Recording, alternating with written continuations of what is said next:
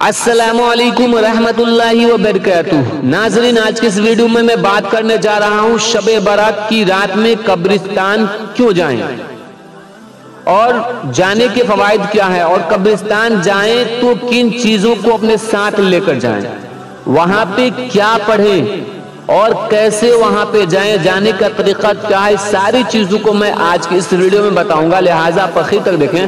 اور اس سے قبل میں التماس کرتا ہوں کہ اگر ابھی تک آپ نے ہمارے چینل کو سبسکرائب نہیں کیا ہے تو سبسکرائب کر کے بیل آئیکن کو دبا لیں تاکہ ہمارے آنے والے لیٹسٹ ویڈیوز کا نوٹیفیکیشن آپ کو ملتا رہے، اور اس ویڈیو کو اپنے مسلمان بھائیوں تک زیادہ سے زیادہ شیئر کیجئے، کیونکہ اگر آپ شیئر کرتے ہیں تو اللہ تبارک و تعالی جتنا اس شخص کو ثواب دیتا ہے جو ان باتوں پہ عمل کرتا ہے، اتنا ہی ثواب اللہ آپ کو بھی دے گا۔ تو چلیے ویڈیو کو شروع کرتے ہیں۔ شعبان کی 15ویں رات کو شب برات کہتے ہیں، اس کا معنی ہے چھٹکارے کی رات۔ اس رات کی فضیلت قرآن و حدیث سے ثابت ہے۔ قرآن میں اللہ تبارک و تعالی ارشاد فرماتا ہے، حامیم والکتاب المبین انا انزلناہ فی لیلۃ مبارکہ۔ اس آیت مبارکہ میں لیلۃ المبارکہ سے مراد شب برات لیا گیا ہے۔ صاحب مدارک التنزیل اور جلالین نے یہاں پہ لیلۃ المبارکہ سے شب برات مراد لیا ہے، اور اللہ کے پیارے رسول صلی اللہ تعالی علیہ وسلم اس نے ارشاد فرمایا کہ اللہ اس رات بنی قلب کی بکریوں کے بال کے برابر لوگوں کی بخشش فرماتا ہے، مگر کافر جو مسلمان سے عداوت رکھنے والے ہیں، بلا وجہ شرعی رشتہ ختم کرنے والے، توڑنے والے، ٹخنوں سے نیچے پائجامہ پہننے والے، والدین کی نافرمانی کرنے والے،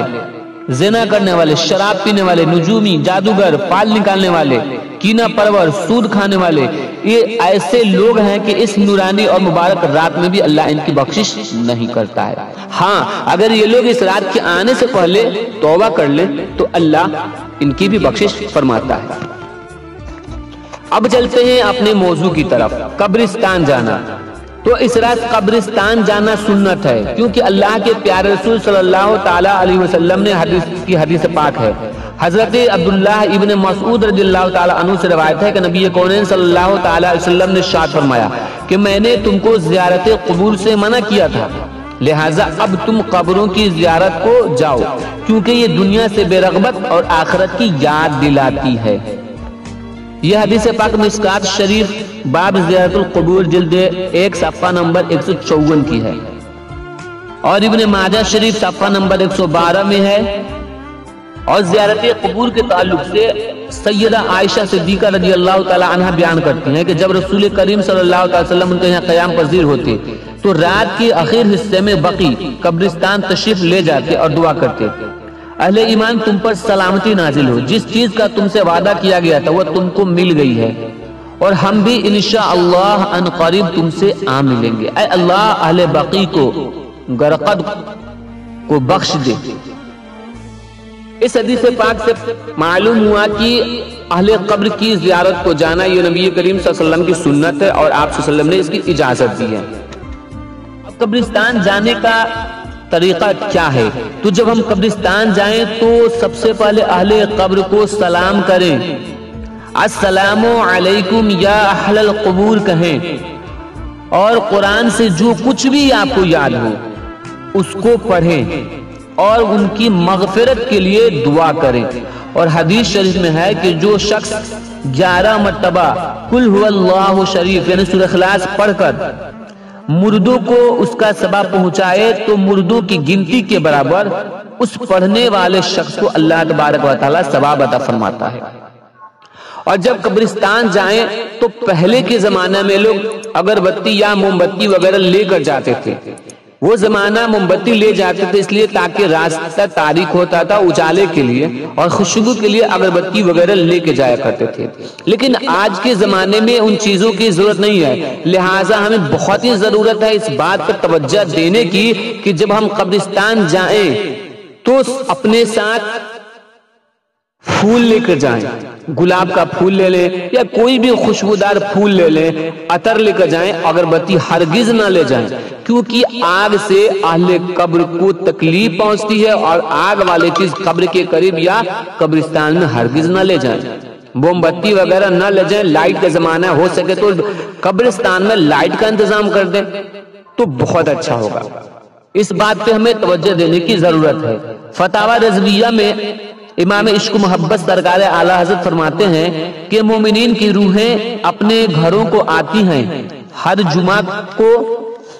جمعہ کی رات کو، عید کے عاشورہ کے دن اور شب برأت میں، اور اپنے گھروں کے پاس کھڑی غمگین ہو کر آواز دیتی ہیں، اے میرے گھر والوں، اے میرے فرزندوں، اے میرے رشتہ داروں۔ لہٰذا ہمیں چاہیے کہ ہم ان مبارک راتوں دنوں میں بالخصوص شب برأت میں مرحومین کے ایصال ثواب کے لیے صدقہ و خیرات کریں، فاتحہ خوانی، قرآن خوانی، اور اس رات کو عبادت و اذکار، درود شریف، نوافل میں گزاریں، اور رات کے آخر حصے میں قبرستان جائیں، وہاں اپنے مرحومین کے قبر کے قریب فاتحہ پڑھیں اور ان سب اعمال کا ثواب اپنے مرحومین کی روح کو نذر کریں۔ امید ہے کہ ہماری معمولی سی کوشش کے ذریعے اللہ تبارک و تعالی ہمارے مرحومین کی مغفرت فرما دے، اور اگر وہ مغفور ہوں تو ان کے درجات کو بلند فرمائے گا، اور اس حسن سلوک کے سبب ہمارا خاتمہ بالخیر فرمائے اور قبر کے دشوار مراحل کو آسان بنا دے۔ اللہ تعالی ہم سب کو حسن عمل کی توفیق و رفیق عطا فرمائے، آمین۔ تو ناظرین، امید کرتا ہوں کہ آج کی یہ ویڈیو بہت پسند آئی ہوگی، تو دل سے لائک کیجئے اور اس کو زیادہ سے زیادہ اپنے مسلمان بھائیوں تک شیئر کیجئے تاکہ اس نیک عمل سے وہ بھی فائدہ حاصل کریں۔